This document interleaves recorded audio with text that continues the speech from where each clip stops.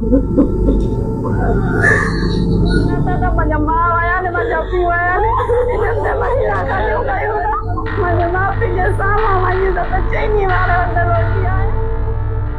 रुगो हिक नेंगरी जी दहन आहे। ही सिंध जे ज़मीर ते लगल हिक गहरो ज़ख़म आहे। मां खे भाकुरुनि में भरे लुड़क लाड़ींदड़ ही न्याणी घोटकी जी रहवासण आहे, जेका लुड़क लाड़ींदे पंहिंजो दर्द ॿुधाए रही हुई। तॾहिं सिर्फ़ संदसि अखियूं न रोई रहियूं हुयूं, पर इंसानियत बि शर्मसार थी रही हुई।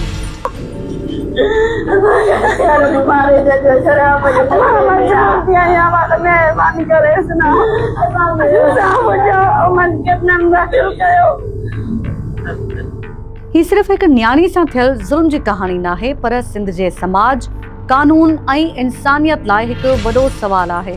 घोटकी वेझो 15 वरनि जी हूरा चाचड़ सां मुबैना तौरु जेको ज़ुल्म थियो, उन जूं ॻाल्हियूं ॿुधंदे हर हसास दिलि लॻी वञे थी। मुतासिर न्याणी पंहिंजे माउ पीउ सां गॾु सखर प्रेस क्लब पहुती, जिते हुन रोईंदे ॿुधायो त 3 मई ते वॾेरनि मुश्ताक चाचड़, निसार चाचड़, अमीर चाचड़, ज़मीर चाचड़ ऐं ॿियनि बनी में गाह कंदे वालदेन साम्हूं अगवा कयो। 4 ॼणा ने, निसार चाचड़, मुश्ताक चाचड़, लालो चाचड़, ज़मीर चाचड़, अमीर चाचड़, उन्हनि मां ज़बरदस्ती शराब पी मां पंहिंजनि ते गिनी विया आहिनि। देरे ते ज़बरदस्ती चइनी मुंहिंजी वार वार इज़त लुटी आहे। मां तव्हां कनि मुंहिंजा कपिड़ा लाथा त मुंहिंजा माउ आया आहिनि, मुंहिंजा पीउ आया आहिनि, इन्हनि ते मुंहिंजी ॻाल्हियूं कयूं था। मुंहिंजे माउ पीउ जे साम्हूं मुंहिंजी इज़त चइनी वारे वटि लुटी आहे। ओ ताक़ ते वठी विया ऐं पोइ इज्तिमाई ज़्यादती जो निशानो बणायो वियो। नारी मौजिब जवाबदार न सिर्फ़ ज़ुल्म कंदा रहिया, पर उन जूं वीडियोज़ बि ठाहींदा रहिया, तहक़ बि ॾींदा रहिया ऐं टिकटॉक ठाहींदा रहिया।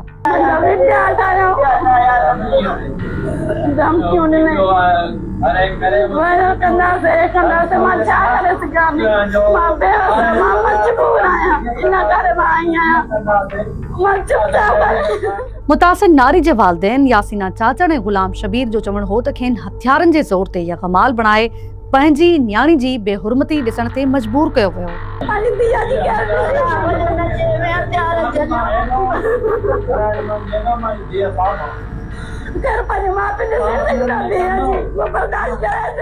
मुतासिर ख़ानदान जो चवणु आहे त हू इंसाफ़ लाइ थाणनि, वॾेरनि ऐं इख़्तियारनि वटि विया, पर हर हंधि मायूसी मिली।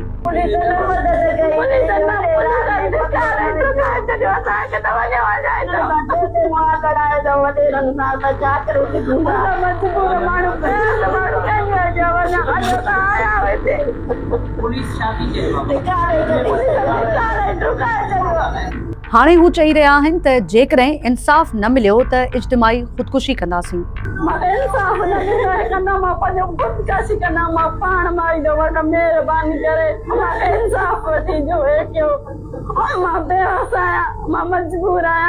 जेतोणीकि इल्ज़ाम हेठि आयल वॾेरनि जो मौक़िफ़ साम्हूं नाहे अची सघियो, पर ही वाक़ियो रुगो हिकु ख़ानदान जो दर्द नाहे, पर पूरे समाज जे ज़मीर ते सवाल आहे। ही वाक़ियो सिर्फ़ हूरा चाचड़ जो नाहे, ही हर उन न्याणी जो ख़ौफ़ आहे जेका बासर माण्हुनि जे ज़ुल्म हेठि ख़ामोश रहण ते मजबूर कई वञे थी। जेकॾहिं अॼु बि समाज ख़ामोश रहियो त सुभाणे कंहिं ॿिए घर जी न्याणी बि अहिड़ी ई दह ॾींदे नज़र ईंदी।